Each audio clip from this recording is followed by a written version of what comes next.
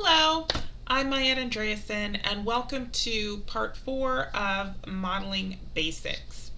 So what we have in front of us right now is a simple model I made of a cast iron gate. And this model was made with the use of NURBS. Now, we spoke about NURBS in one of the previous demos about modeling basics. And NURBS stand for non-uniform rational basis spline. Okay, and they are, once again, they're a mathematical model commonly used in computer graphics for generating and representing curves and surfaces. So the thing about NURBS, as I stated before, is they're really good, as you can see, at making curved and complex shapes. The drawback of NURBS is you can't lay out their UVs. Their UVs are already laid out, and you cannot manipulate them. So they already have UVs, but they're not. There's no way to manipulate them. And so what you need to do is convert your NURBS to polys or polygons, and then you can lay out UVs. One of the other good things about NURBS, besides the fact that they can make complex shapes, is they also always make quads. So you never have to worry about non-gons. You don't have to worry about triangles. You're always going to have quads when you make them. So we're going to go over how I made this gate. So the first thing I did was so this is my scene, and as you can see, I have reference, and I also have the gate model itself. So let's actually start with a new scene very briefly, and I'll show you how I imported my image plane. So image planes are important when it comes to reference. You can put them into your scene, and you can move them around, and it allows you to build things to scale and proportion, and build them in terms of proportion correctly. That's why character orthographics are so important and need to be so exact, because a modeler can import their side view and their front view of their character into any 3D application and use that as reference. So we're going to go to our quad view or 4 view, which is here. So over here we have our panels, and right now we're in perspective. I'm going to go to the 4 view, where you can, or orthographic view, where you can see the top, perspective, front, and side. And we're actually going to import this into the front. So if you click here in kind of this right above the icons on the front panels menu, you can hit spacebar really quickly, and now we're in our front view. Now the other way you can get to these different views, so if I went to my perspective view, I can press down on my spacebar, and it brings up a marking menu. And if I left mouse press in the Maya box, we get this sub-marking menu, which allows me to go to left, top, back view, new camera, right view, bottom view, front view, and there's also a hotbox and perspective view. I actually like this one more, but other people prefer the orthographic 4-panel view. So if I go to front view here, I'm back to my front view camera. Okay, so then we can go to view. So every single orthographic view and the perspective view have a sub menu here. So we're going to go to view, image plane, import image. Now I already set my project. I already have my image. It is this cast iron gate, and so I'm going to open it, and now it's in my scene. If I press down on my space bar and left mouse press on Maya, I could go back to my perspective view, and we see that this is in my perspective view. So if I go to the attribute editor, which by the way is Control A for the keyboard shortcut, but you can see over here little tabs, and you can hit attribute editor. If you don't see this tab, it is this icon right here. And remember, the tooltips will always help you. So it's this icon with these three little boxes, and it's just show hide attribute editor. Also, I don't know if you noticed, but if you go down here to the bottom of the screen, right below the Mel script editor, there's these. This is where the tooltips also pop up. So if I go to my tooltip here, you will see at the bottom of the screen below the Mel icon that the tooltip is also there. So it's very helpful.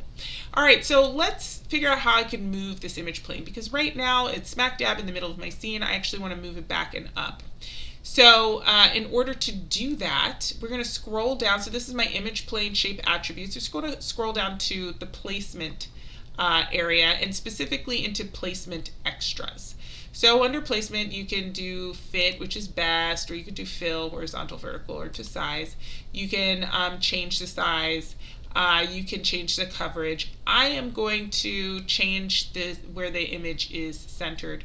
So I'm going to move it back in the Z. So I'm going to do -10.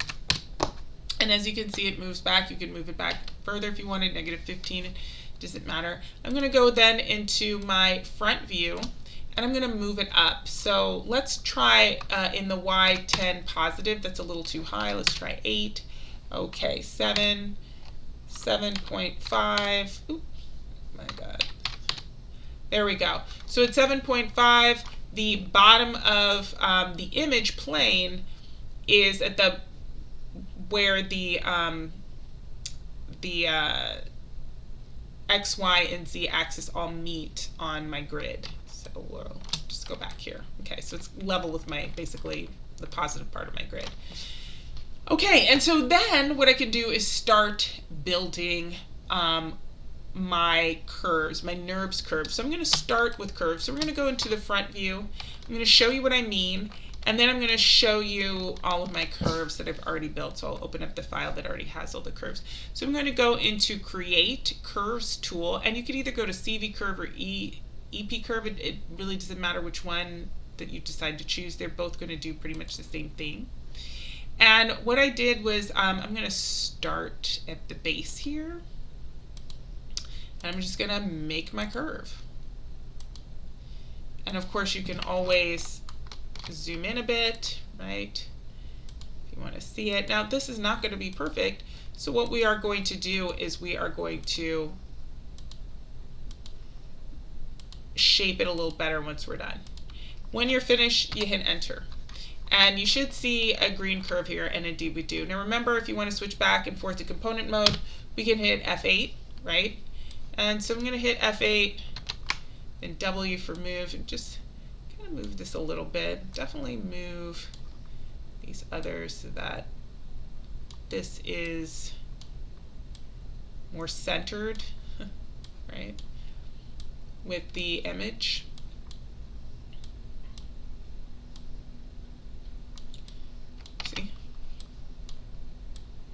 And I'm doing this rather quickly. Obviously, you want to take a little bit more time for the sake of this tutorial. I'm moving kind of quickly, right? Maybe a little faster than I would. I would take just a little bit more care, I think, of my final model, right?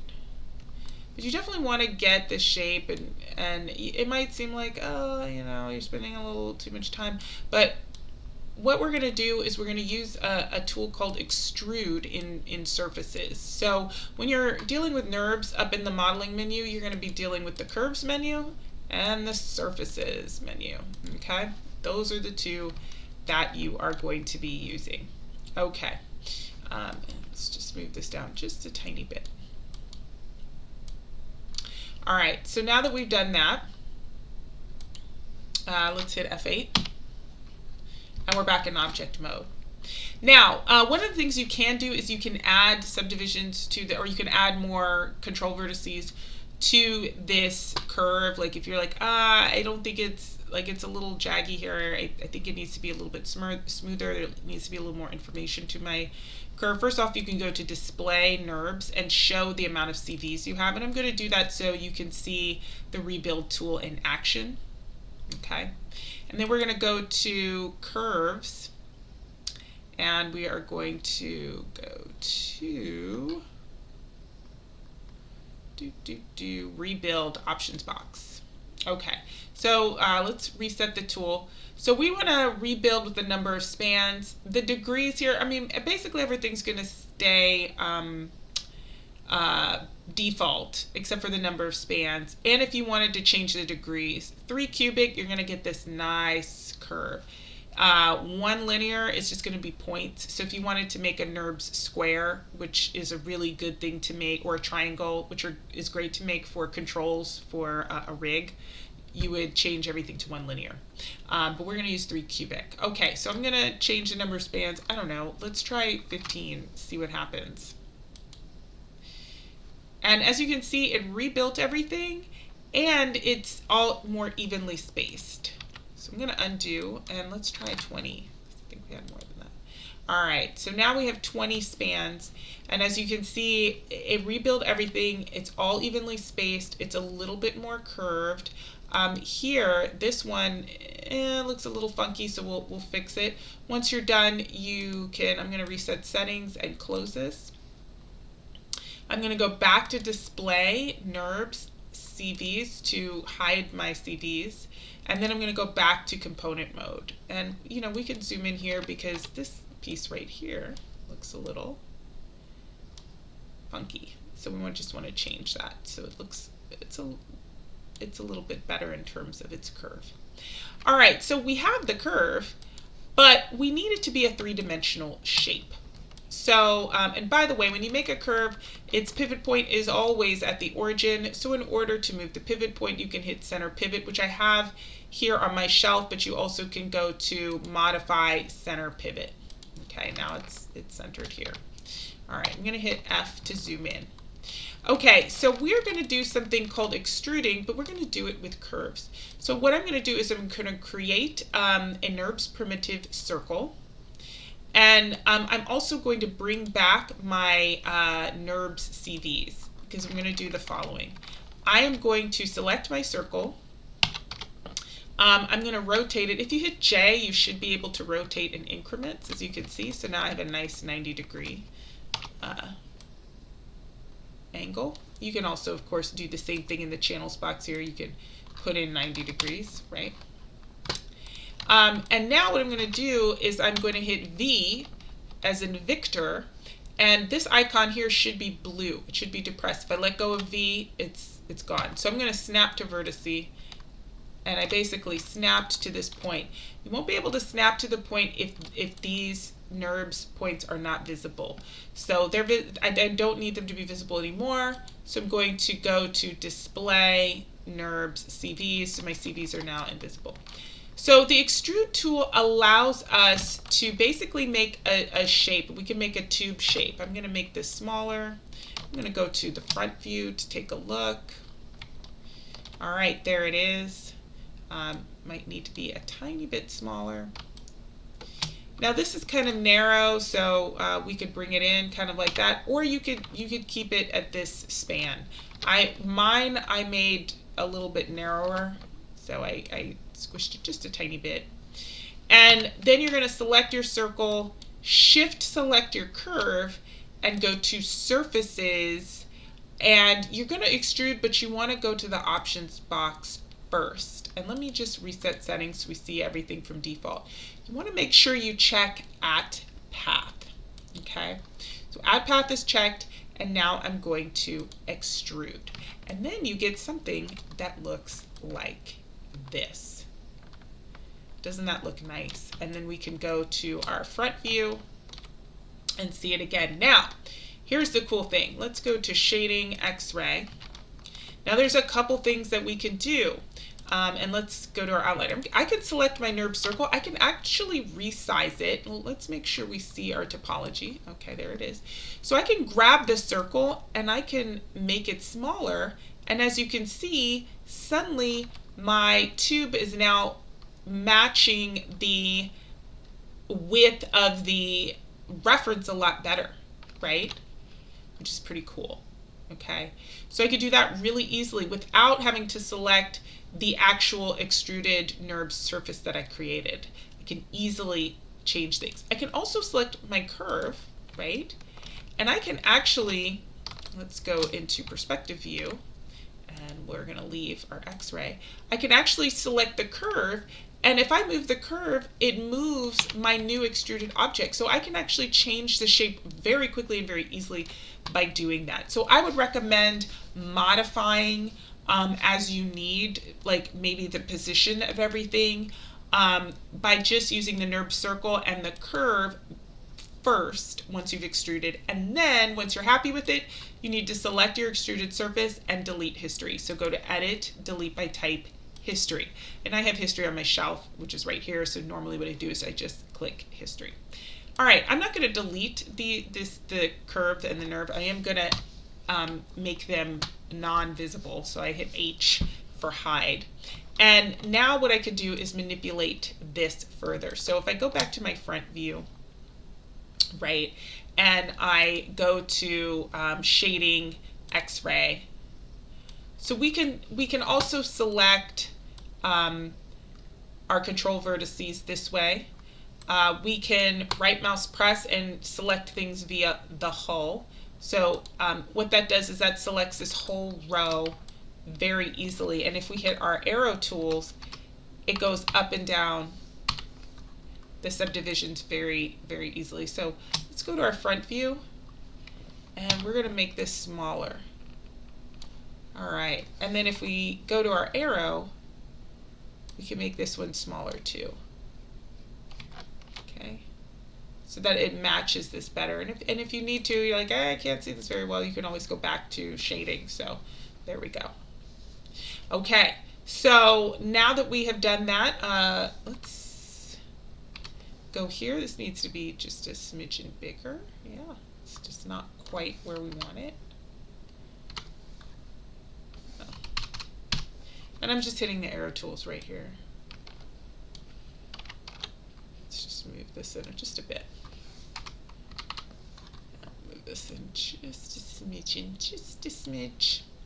All right, so now that we've done that, we can go back to object mode.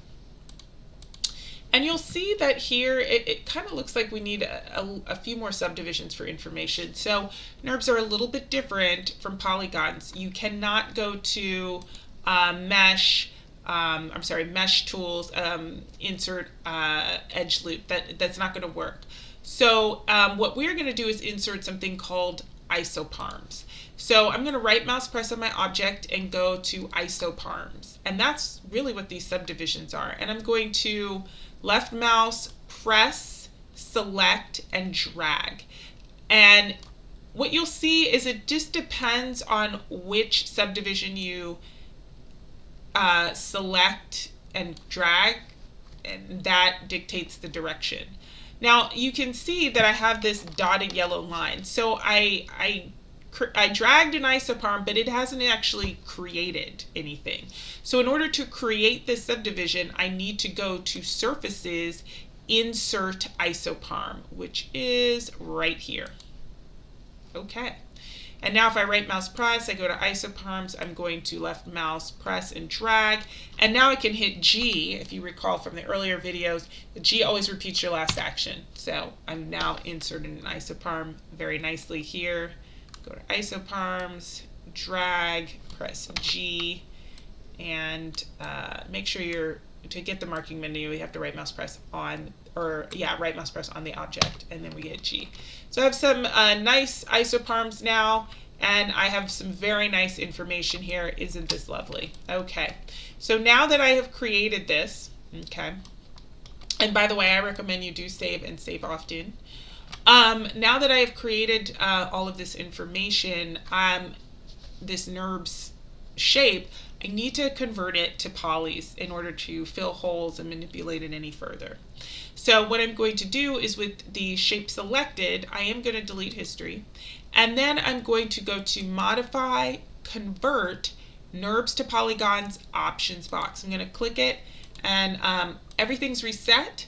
So let's go through how to properly convert to polygons. So first off, you don't want to just hit tessellate, because what's going to happen, or apply, is you're going to have it in triangles and it's going to be a big old mess. So if we do this, and let's center pivot, this is what we get. And as you can see, that is a lot of topology and it's pretty messy. So what I want to do is first of all, I want the type to be quads. But that's not going to fix it. So when you do quads, unfortunately what happens is it tries to make quads, but it doesn't really. There's a lot of n-gons. So if I hit apply, let me just show you what I'm talking about. I will center the pivot and move it over. And it's going to make me a liar, of course. It actually did make all quads. But as you can see, it's more boxy in shape. It's not really the shape that I want it to be. Typically, if you just hit quads, the other thing that happens if it's a really complex object is it doesn't make it perfect quads. There's n-gons and there's triangles.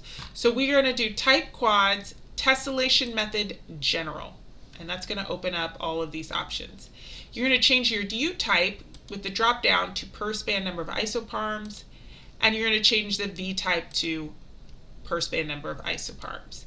Now, by default, it's 3. That's going to be pretty high poly. So let's take a look at the different options we have. So if we do 1-to-1 in terms of number of U spans and V spans, that means it is going to have the exact number of polygons as there are NURBS faces. Okay, so if I hit apply, and then I hit center pivot and W, this is exactly the same amount of information as we have here. And if I hit 3, it curls very nicely.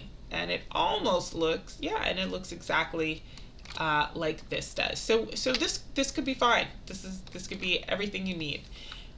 Now, if you are not getting the information you want, you're like, I don't want the 1-to-1, I want a little bit more information, we could go 2-to-1. Hit apply, and we get something like this. Let's center that pivot. Okay. We could do 1-to-2. And that is going to get us, center this pivot, this amount of information. Look at that. So now this looks more like that. Okay. But it's not so high poly, it's completely out of control. Once again, you can also hit 3 on your keyboard and you get it smoothed out. All right, so let's see what happens if it's the default 3-to-3. Well, that is really high poly. Let's center that pivot. Look at that. That's a lot of information. And we're really getting close to this with the 1-to-2. The number of U in 1 and number of V in 2. So we really don't need it to be that high poly.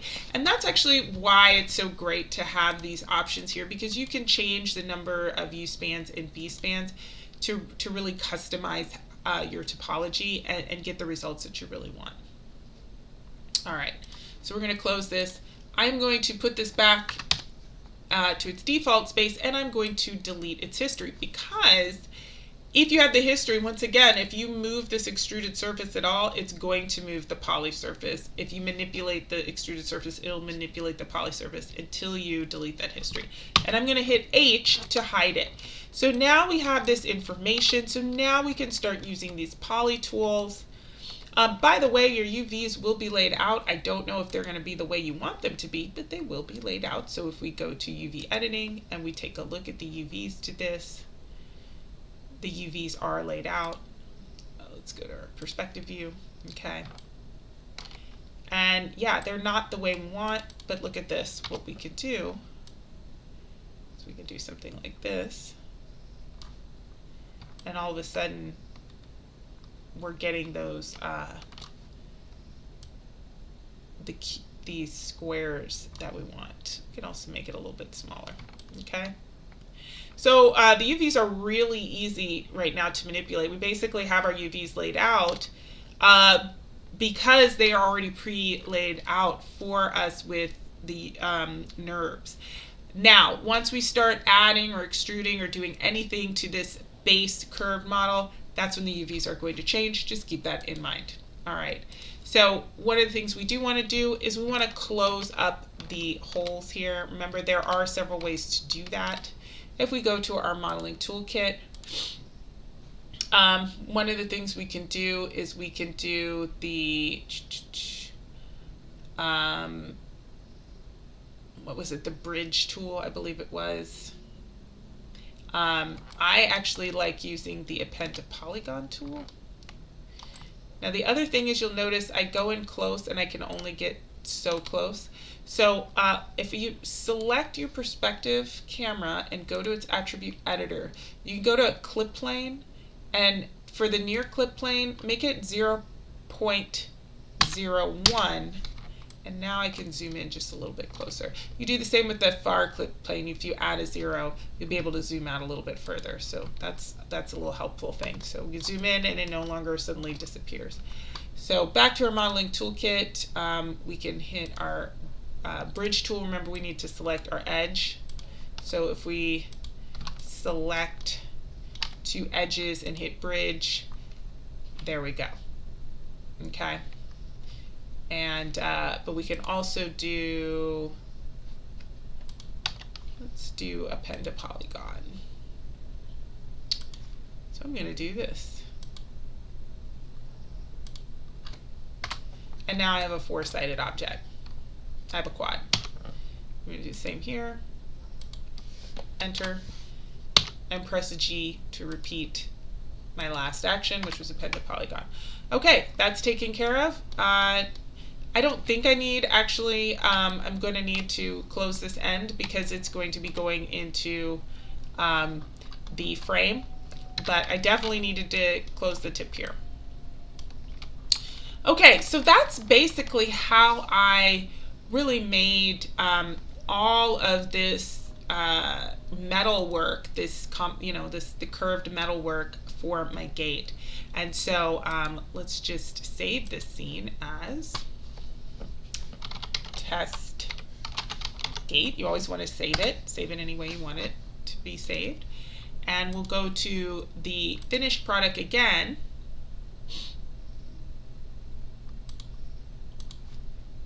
I'm going to open the scene. And I'm just going to show you all the curves because all the curves are still there. Actually, let's open an earlier version.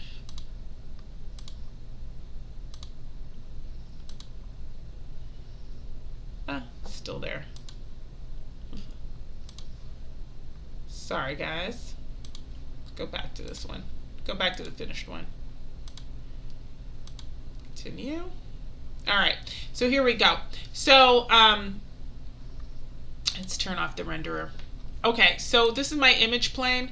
One thing I forgot to show you guys in the attribute editor, you can actually, when you select your image plane, you can turn it on or turn it off. If you scroll up to the top under display, you can show it in all views or just looking through the actual camera. So now it appears that it disappeared, but really if I switched to my front camera, it shows up. It's there in my front view, okay? So then of course I can change it to all views and it appears. Right now the display mode is RGBA. The A stands for alpha. If we had an alpha channel on this image, then it would show up as transparent. So I could also do just RGB. There is no alpha channel here. I can do this as an outline, so we just see the outline. I could have it as none, so we don't see it at all. Right? If you want it to go away, you could have it luminance, so it no longer has color information. You could show it as an alpha, so it would be all white because it's all opaque. Or we could bring it back to RGB or RGBA. Now the other thing that we can do here is we can play around with, let's go over here, our alpha gain. So if you want to make, for some reason, your image plane slightly transparent, you can bring the alpha gain, down, and as you can see, it suddenly makes it slightly transparent, or you could bring it all the way down to 0. So that's really handy dandy. Also, we have the image file type. It's an image file. If it was a texture, you could make it as a texture, or you can also import movie files. All right, so now that we know that about our image plane, I can go over here and I can actually hit H and also make it invisible that way to hide it. Okay, so let's take a look here at my door. So I'm going to actually make this grouped object invisible. Just hit H, And then I'll hit H again to make all of my curves visible. And so let's get rid of these and hit F. So right here are all my curves that I had. These are all the original curves for the door, as you can see. So these are all the original curves and the circles to extrude and make my complex shapes. I actually did end up making these a little bit wider, but I did it uniformly after I made everything. So that's what that looks like. I kept them all, I just grouped them. Okay, H, there we go. Then this is, these are my extruded NURBS shapes. Now you're going to notice something funky here. Right here you'll notice that some of these are black, whereas some of them are gray. So what does it mean if you extrude your curves and they appear black? So let me convert NURBS to polygons right now and talk about that. What it means is it means that your normals are inside out. And we're going to talk a little bit about normals. So let me go to modify, convert, NURBS to polygons. We want, I think it was 1 to 2. Oops, turn caps locks on. Let's turn that off. Yeah, that's what we wanted. And we're going to delete history. And then I'm going to hit Control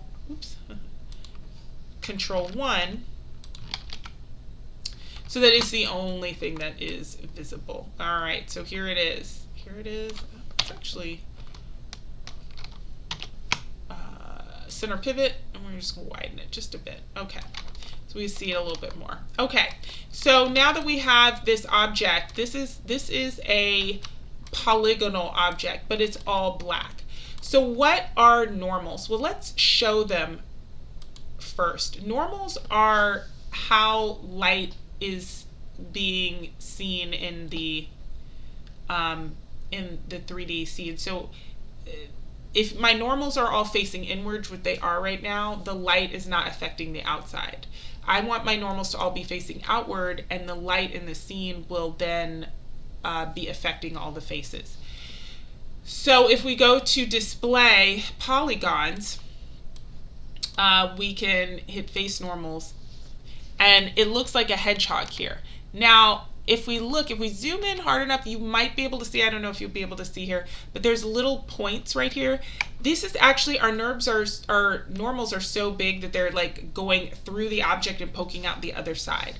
I want them to all reverse. So I'm going to, with my object selected, I'm going to mesh display, and you'll see this normals is right here. And I'm going to click reverse.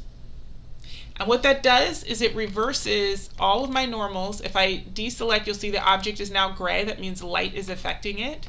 And you'll also see that all the the face normals are actually coming out of the center of the face. There's no little tiny dot in the middle there. And you can just hit face normals again under display polygons to make them go away. So that's how you get something that is black to show up as gray with the default shader on it again. You just need to reverse the normals.